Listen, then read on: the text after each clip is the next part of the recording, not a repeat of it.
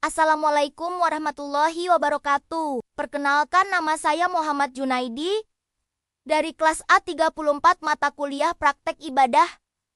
Bab tentang pengurusan jenazah, memandikan, mengkafani, mensyalati, dan memakamkan sahabat yang dirahmati Allah. Kematian adalah kepastian yang akan kita hadapi. Ia bukan akhir dari segalanya, melainkan gerbang menuju kehidupan abadi. Sebagai seorang muslim, kita memiliki tanggung jawab mulia untuk mengurus jenazah saudara kita dengan cara yang penuh hormat dan sesuai syariat. Ini adalah fardu kifayah, sebuah kewajiban kolektif yang jika sudah ditunaikan oleh sebagian, gugurlah kewajiban bagi yang lain. Tapi, pernahkah kita berpikir, sudahkah kita siap? Jika amanah itu datang kepada kita, mari kita bersama-sama belajar dan memahami proses pengurusan jenazah dalam Islam. Sebuah perjalanan terakhir yang penuh adab, kasih, dan keikhlasan di sebuah perkampungan muslim yang damai. Hiduplah seorang pemuda bernama Junaidi. Suatu sore, ia mendapat panggilan untuk membantu mengurus jenazah salah seorang tetangganya. Bersama seorang ustadz yang bijaksana dan beberapa santri, Junaidi melangkah menuju sebuah ruang yang telah disiapkan khusus. Tempat di mana ia akan melaksanakan salah satu ibadah paling agung. Ini adalah langkah pertamanya dalam sebuah proses yang akan mengajarkan banyak hal tentang kehidupan, kematian, dan makna penghormatan sejati. Langkah pertama dalam pengurusan jenazah adalah memandikannya. Suasana di ruang pemandian terasa begitu tenang dan hikmat. Jenazah telah ditutupi dengan kain putih yang menjaga kehormatannya. Junaidi, sang ustadz, dan seorang santri lainnya mengenakan sarung tangan. Sebelum memulai, ustadz memimpin mereka membaca niat. Nawaitul gusla adaan, an hadzal mayyiti, lillahi ta'ala. Aku niat memandikan jenazah ini sebagai sebuah kewajiban. Karena Allah Ta'ala, niat yang tulus menjadi fondasi dari setiap tindakan yang akan mereka lakukan. Dengan basmalah, air disiramkan secara perlahan, dimulai dari bagian kepala, lalu sisi kanan tubuh, kemudian sisi kiri, hingga ke seluruh anggota badan. Air yang digunakan dicampur dengan daun bidara yang harum dan kapur barus untuk membersihkan dan mewangikan. Sepanjang proses, aurat jenazah senantiasa terjaga, ditutupi kain dengan sangat hati-hati. Tidak ada bagian tubuh yang terlihat. Ini adalah adab tertinggi. Cara kita menghormati seseorang, bahkan ketika ruhnya telah tiada. Setiap siraman air adalah doa.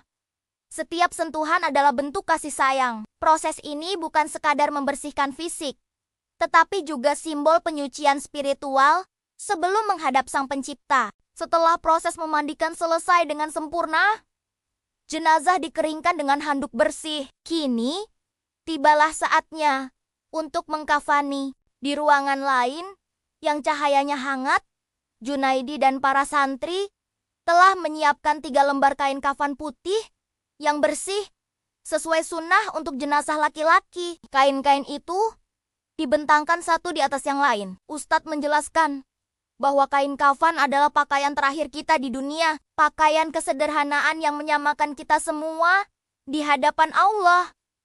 Tak peduli status sosial kita semasa hidup, kapas kemudian diletakkan pada 7 anggota sujud dahi, kedua telapak tangan, kedua lutut, dan kedua ujung kaki. Kapas juga diletakkan pada lubang-lubang tubuh, seperti hidung dan telinga, lalu ditaburi wewangian non-alkohol, seperti misk atau kasturi. Ini adalah sunnah yang diajarkan Rasulullah Shallallahu Alaihi Wasallam. Jenazah kemudian diletakkan dengan lembut di atas kain kafan. Dengan penuh penghormatan, kain kafan dilipat satu persatu.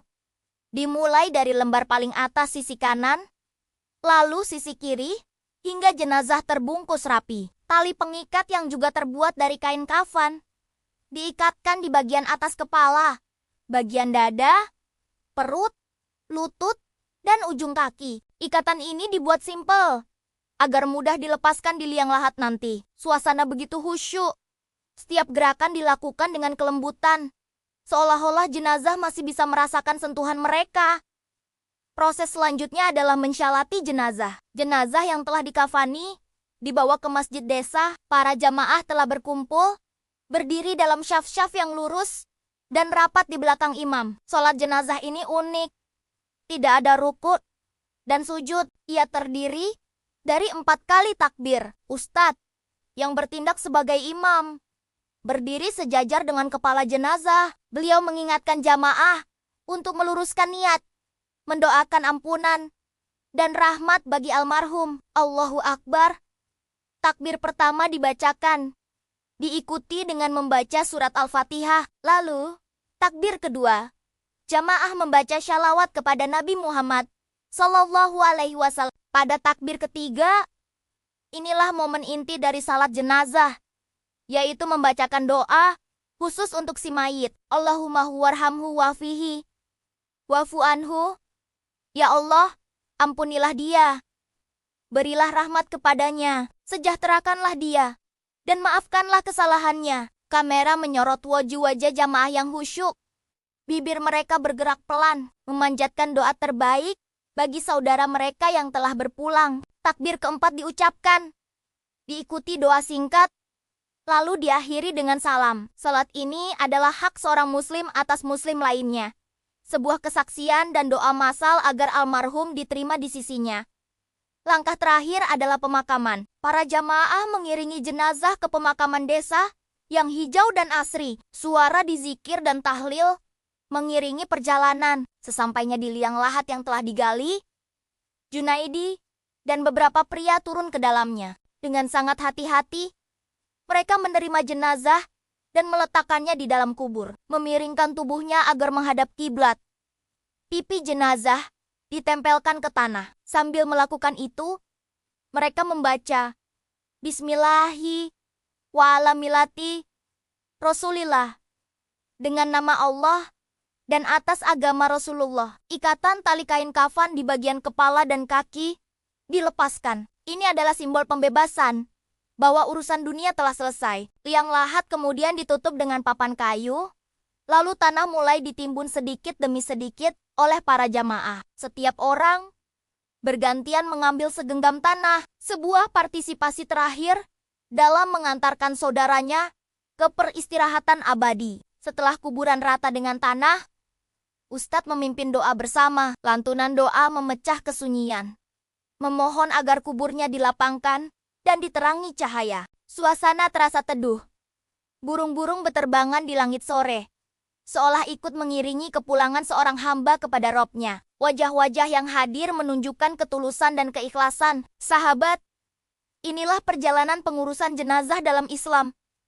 Sebuah proses yang mengajarkan kita tentang adab, kehormatan, dan pentingnya persaudaraan. Ini bukan sekadar ritual, tetapi sebuah ibadah agung dan amanah yang harus kita tunaikan dengan penuh kasih, hormat, dan keikhlasan. Semoga Allah memberikan kita kekuatan dan ilmu untuk dapat melaksanakannya kelak, dan semoga kita semua dipanggil kembali dalam keadaan husnul khotimah. Terima kasih telah menyimak. Jangan lupa subscribe untuk konten bermanfaat lainnya. Wassalamualaikum warahmatullahi wabarakatuh.